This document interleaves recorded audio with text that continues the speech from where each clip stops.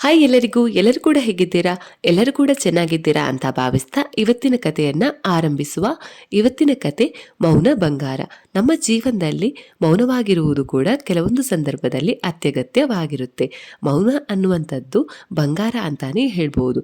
ಮೌನದಿಂದಿದ್ರೆ ಎಲ್ಲವೂ ಕೂಡ ಸಾಧ್ಯ. ಹಾಗಾದ್ರೆ ಬನ್ನಿ ಮೌನಕ್ಕಿರುವ ಮಹತ್ವವನ್ನ ಈ ಕಥೆಯ ಮುಖಾಂತರ ತಿಳಿಯೋಣ. ಒಂದು ಹಳ್ಳಿಗೆ ಒಬ್ಬ ಸೈನಿಕ ಕುದುರೆಯೊಂದಿಗೆ ಬರ್ತಾನೆ. ಅದೇ ರೀತಿ ಒಬ್ಬ ವರ್ತಕ ಕುದುರೆ ಸವಾರಿ ಮಾಡಿಕೊಂಡು ಬರ್ತಾನೆ. ಆ ಹಳ್ಳಿ ಹೆಬ್ಬಾಗಿಲ ಬಳಿ ಇದ್ದ ಮರಕ್ಕೆ ವರ್ತಕ ತನ್ನ ಕುದುರೆಯನ್ನ ಕಟ್ಟಿ ಹಾಕ್ತಾನೆ. ಆಗ ಸೈನಿಕನು ಕೂಡ ತನ್ನ ಕುದುರೆಯನ್ನ ಅದೇ ಮರಕ್ಕೆ ಕಟ್ಟಲು ಬರ್ತಾನೆ.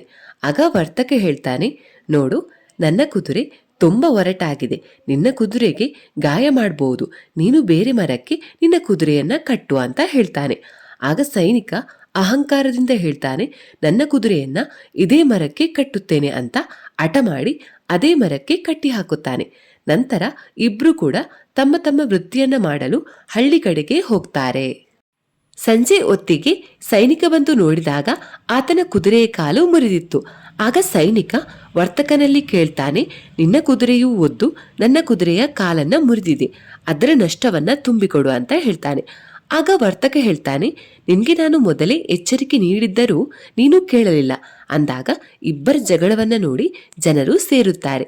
ಈ ನ್ಯಾಯ ಅವರಿಂದಲೂ ಬಗೆಹರಿಯದಿದ್ದಾಗ ಅದು ನ್ಯಾಯಾಧೀಶರ ಮುಂದೆ ಹೋಯಿತು.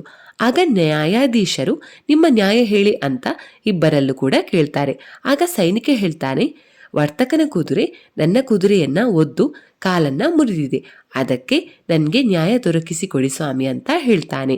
ಆಗ ನ್ಯಾಯಾಧೀಶರು ವರ್ತಕನಿಗೆ ಹೇಳ್ತಾರೆ, ನಿನ್ನ ಕುದುರೆ ಸೈನಿಕನ ಕುದುರೆಯ ಕಾಲು ಮುರಿದಿರುವುದು ನಿಜವೇ ಅಂದಾಗ ವರ್ತಕ ಏನನ್ನೂ ಮಾತನಾಡುವುದಿಲ್ಲ, ಮೌನವಾಗಿಯೇ ಇದ್ದನು. ನ್ಯಾಯಾಧೀಶರು ಮತ್ತೊಮ್ಮೆ ಕೇಳಿದಾಗಲೂ ಮತ್ತೆ ಮೌನ ವಹಿಸಿದನು. ಆಗ ನ್ಯಾಯಾಧೀಶರು ವರ್ತಕ ಕಿವುಡನಿರಬೇಕು ಅಂತ ಈ ನ್ಯಾಯವನ್ನ ವಜಾಗೊಳಿಸುತ್ತಾನೆ. ಆಗ ಸೈನಿಕ ಹೇಳ್ತಾನೆ, ಇಲ್ಲ ಮಹಾಸ್ವಾಮಿ, ವರ್ತಕ ಕಿವುಡನಲ್ಲ, ಆತ ನನಗೆ ಮೊದಲೇ ಹೇಳಿದ್ದನು, ನನ್ನ ಕುದುರೆ ಒರಟು, ನನ್ನ ಕುದುರೆ ಕಟ್ಟಿದ ಮರಕ್ಕೆ ನಿನ್ನ ಕುದುರೆ ಕಟ್ಟಬೇಡ ಅಂತ ಹೇಳಿದರು. ನಾನು ಹಠ ಮಾಡಿ ಕುದುರೆಯನ್ನ ಅದೇ ಮರಕ್ಕೆ ಕಟ್ಟಿ ಹೋದೆನು ಅಂದಾಗ ನ್ಯಾಯಾಧೀಶರು ನಕ್ಕು, ನಿನ್ನ ತಪ್ಪು ಇರುವುದರಿಂದಲೇ ವರ್ತಕ ಮೌನವಾಗಿರುವುದು, ಇದೇ ಸತ್ಯ, ಆದ್ದರಿಂದ ನೀನೇ ಸತ್ಯ ಹೇಳಿದೆ ಅಂದಾಗ ಸೈನಿಕ ತನ್ನ ತಪ್ಪಿನ ಅರಿವಾಗಿ ತಲೆಬಾಗಿ ನಿಂತನು.